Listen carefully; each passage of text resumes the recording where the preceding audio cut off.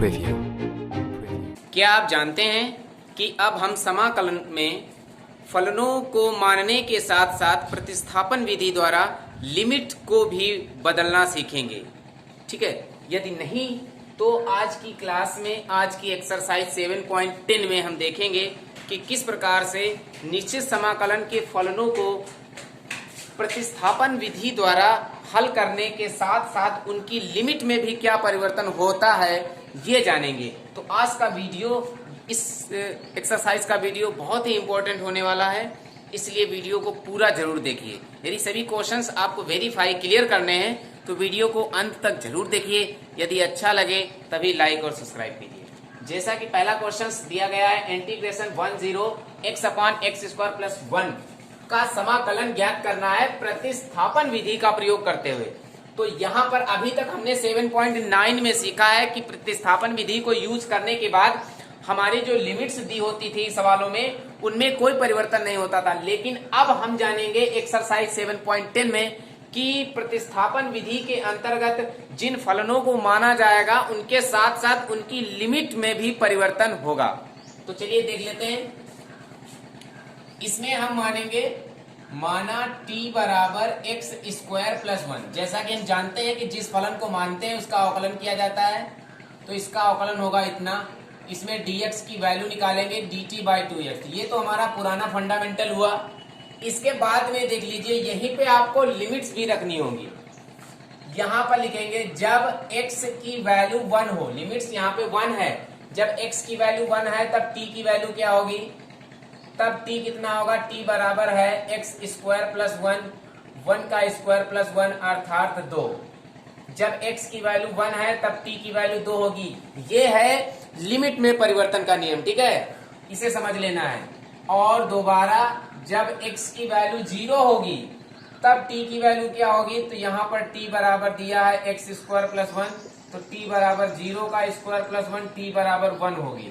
तो अब आपकी नई लिमिट तैयार हो चुकी है 2 और 1।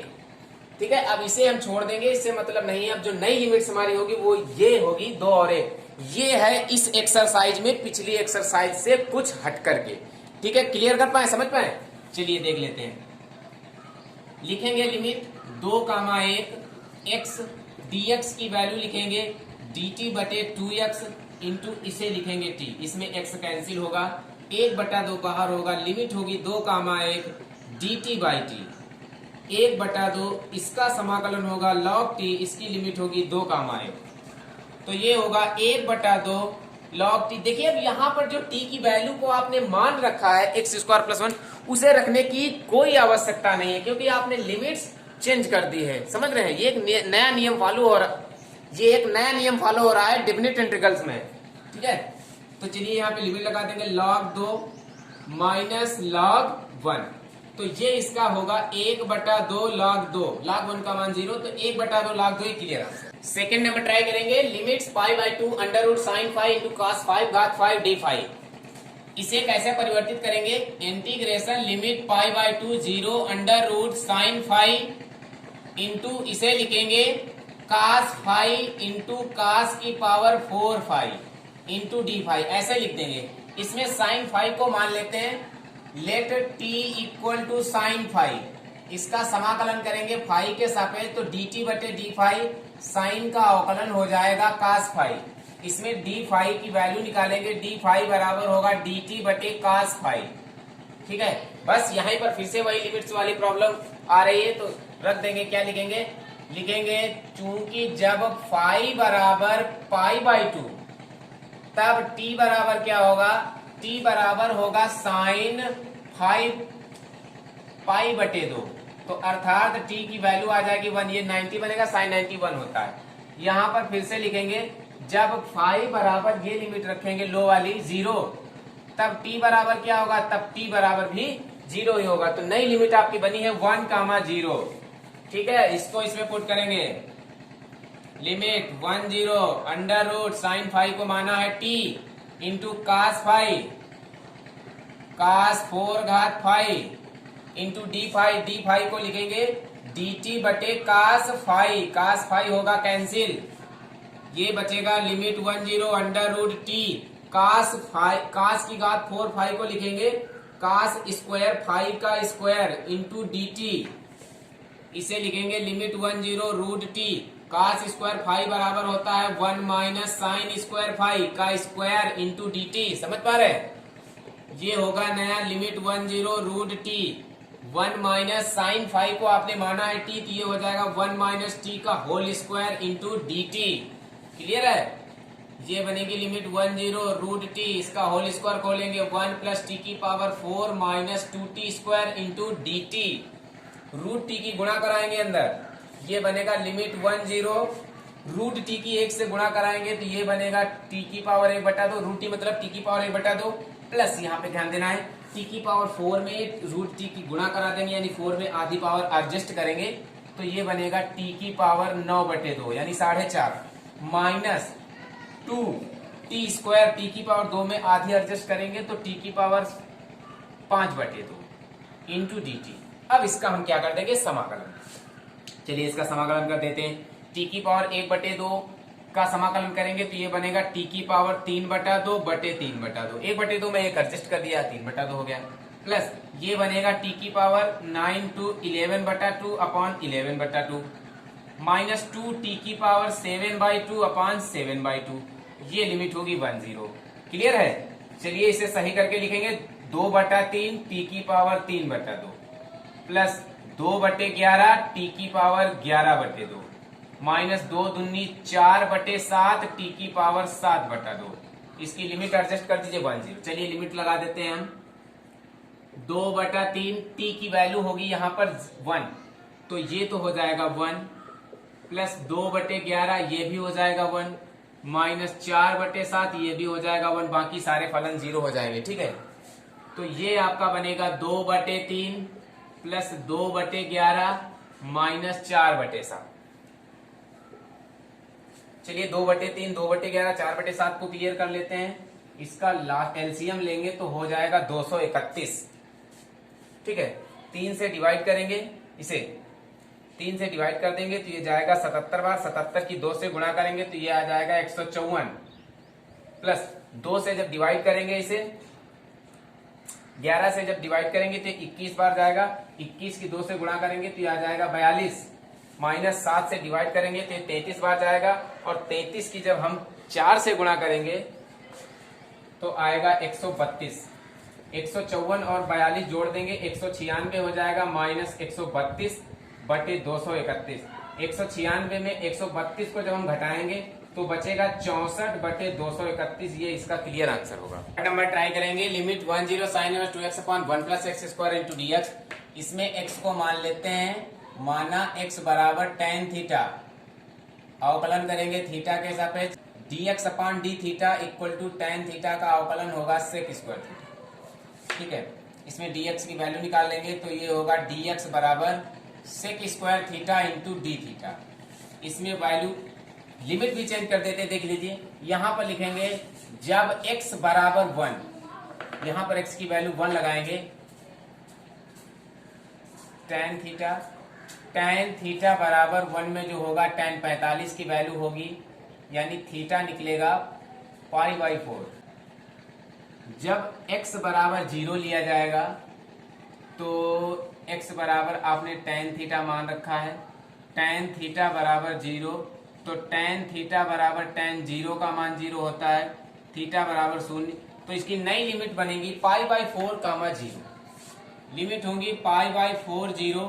ये होगा साइन इनवर्स 2x की वैल्यू होगी tan theta, 2 tan theta upon 1 plus tan square theta into dx की वैल्यू होगी sec square theta into d theta.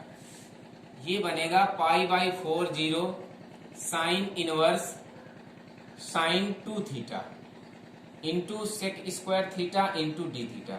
Sine cancel होगा, 2 बाहर होंगे, लिमिट होगी π/4 0। ये होगा theta into sec square theta into d theta. इसका खंडसा समाकलन यूज करेंगे, इसे लिखेंगे 2 इंटू फर्स्ट इंटू सेकेंड का समाकलन, सेक स्क्वायर थीटा का tan थीटा होगा, माइनस फर्स्ट का अवकलन 1 थीटा का अवकलन 1 होगा, इंटू सेक स्क्वायर थीटा का समाकलन टेन थीटा होगा, और अभी पूरे फलन का समाकलन करना है बाकी। ये बनेगा 2 into tan theta minus tan theta का समाकलन होगा लॉग मॉड सेक थीटा, ये होगा। और इसकी लिमिट जो है वो है π/4, 0, π/4 0, π/4 0। लगा देते हैं 2, लिमिट लगा देंगे। अब थीटा की लिमिट है π/4 into tan π/4 minus log sec π/4।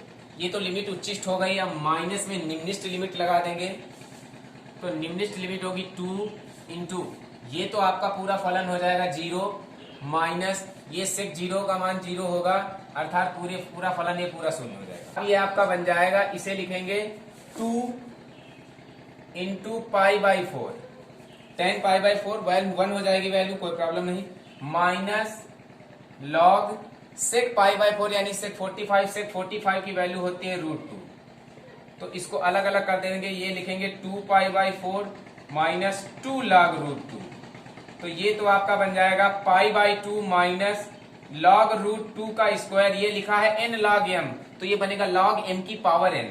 तो ये नया फार्मूला है, 9th की क्लासों में पढ़ाया जाता है। इसे लिखेंगे π/2 माइनस लॉग, इसका रूट खत्म हो जाएगा तो ये बचेगा log 2, π/2 minus log 2। Fourth number try करेंगे, integration limit 20x √x+2 dx।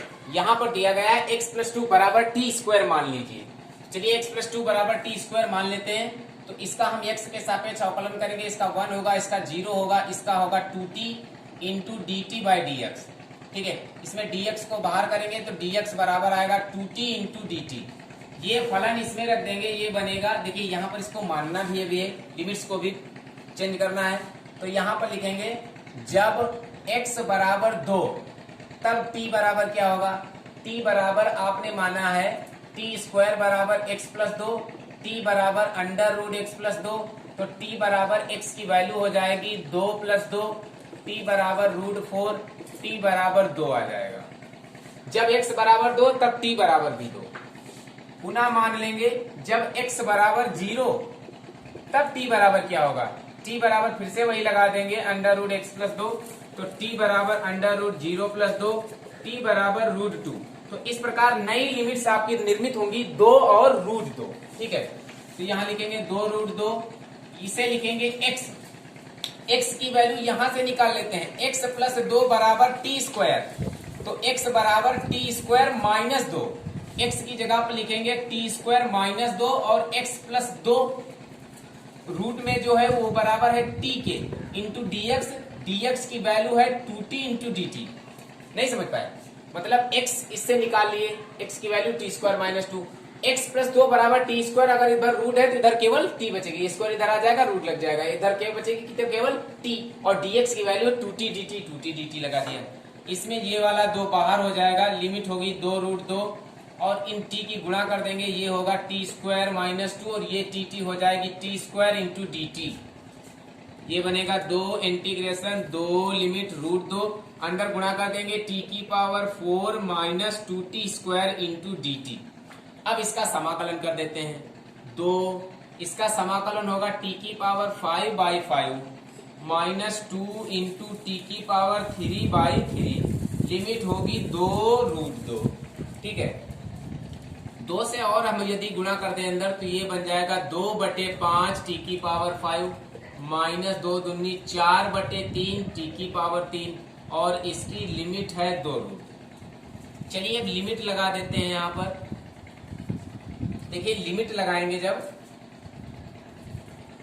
Limit लगा देते हैं, ये बनेगा 2/5, t की वैल्यू लगा देंगे, इंटू 2 की पावर 5। ठीक है, माइनस इसमें रख देंगे 4/3 इंटू 2 की पावर 3, ये लिमिट उच्चिष्ट वाली हो गई। अब माइनस करके निम्निष्ट वाली लिमिट लगा दीजिए √2, तो लिखेंगे 2/5 इंटू √2 की पावर 5, माइनस ये वाली लिमिट लगा देंगे 4/3 इंटू √2 की पावर 3, ऐसे। ठीक है, तो ये आपका बनेगा 2/5, 2 की पावर 5 को हम लिखेंगे 32, माइनस 4/3, 2 की पावर 3 को लिखेंगे 8, ठीक है, माइनस ये आपका बनेगा 2/5 इंटू ये से हम लिखेंगे 2 की पावर अंडर 2 की पावर 5 को लिखेंगे 4√2, ठीक है, माइनस 4/3, 2 की पावर √3 अंडर 2 की पावर 3 को लिखेंगे 2√2। इसमें क्या करेंगे 32 गुना ये होगा 64/5, ये होगा 32/3, माइनस ये होगा 8 अंडर रूट 2/5, माइनस ये होगा 8 अंडर रूट 2/3। क्लियर है? चलिए इसे और आगे क्लियर कर लेते हैं। इसमें लासा ले लेंगे 15, तिरछी गुणा हो जाएगी, 3 से इसकी गुणा कर देंगे 192 आ जाएगा, माइनस 5 से इसकी गुणा कर देंगे 160 आ जाएगा, ठीक है, माइनस इधर क्या करेंगे, इधर भी 15 लासा ले लेंगे, 3 की इससे गुणा कर देंगे, ये आ जाएगा 24√2, 5 की इससे कर देंगे तो ये आ जाएगा 40√2, ठीक है। अब क्या करेंगे 192 में 160 को जब हम कम कर देंगे तो यहां पर बचेंगे 32/15, माइनस 40 में 24 को जब कम करेंगे जाएगा तो माइनस के 16 अंडर रूट 2/15 बचेगा। इसे लिखेंगे 32/15 प्लस के 16 अंडर रूट 2/15, 15 एलसीएम ले लेंगे तो ये हो जाएगा 32 प्लस 16 अंडर रूट 2। इसमें 16 कॉमन ले लेंगे दोनों से, चाहो तो यहीं पे छोड़ दो तो ये होगा 2 प्लस अंडर रूट 2/15, ये इसका क्लियर आंसर। 5 नंबर क्लियर करेंगे। Integration limit π/2 0 sin x upon 1 plus cos square x into dx।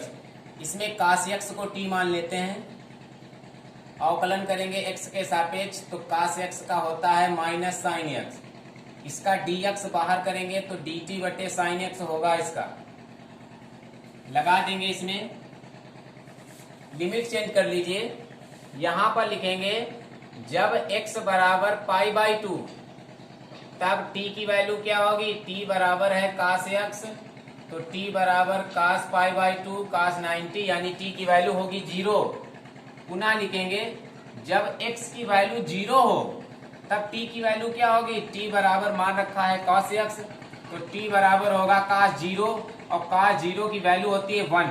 तो यहाँ पर एक परिवर्तन, बहुत बड़ा परिवर्तन ये हो रहा है कि उच्चिष्ट लिमिट रखने पर 0 आया है और निम्निष्ट लिमिट रखने पर मान 1 आया है। तो यहाँ पर जाहिर सी बात है लिमिट हम लगाएंगे 0,1, उच्चिष्ट लिमिट 0 है, निम्निष्ट लिमिट 1 है और यहाँ पर बनेगा आपका ये sin x अपान 1 प्लस cos x को t माना है 1 plus T square into dx की वैल्यू है माइनस dt/sin x।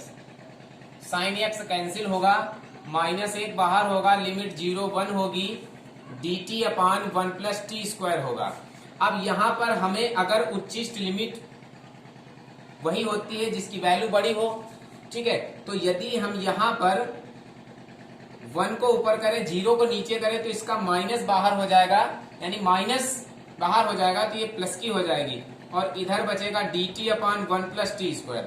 तो ये तो फार्मूला आपका होता है tan इनवर्स t का, इसकी लिमिट होगी 10, लिमिट लगा देंगे tan inverse 1 minus tan inverse 0, तो tan इनवर्स 1 जो है वो tan π/4 की वैल्यू को व्यक्त करता है, कैंसिल हो जाएगा, माइनस tan इनवर्स 0 की वैल्यू को व्यक्त करता है। तो यहाँ पर इसका क्लियर आंसर π/4 ही आएगा, इसका क्लियर आंसर π/4 ही आएगा, ठीक है। तो दोस्तों कैसी लगी आज की क्लास, हमारे सभी क्वेश्चन समझ में आए हैं, नहीं आए हैं, हमें कमेंट करके जरूर बताइएगा। किसी भी प्रकार की अगर कोई समस्या है तो हमें कमेंट करके जरूर बताइएगा। यदि हमारे क्वेश्चन सभी आपको समझ में आए तो प्लीज़ हमारे चैनल को लाइक जरूर कर दीजिए, सब्सक्राइब जरूर कर दीजिए और अपने साथियों के पास जरूर भेजिए इन्फॉर्मेशन और उनसे कहिए कि मैथमेटिक्स पढ़ना अब बहुत ही आसान हो गया है।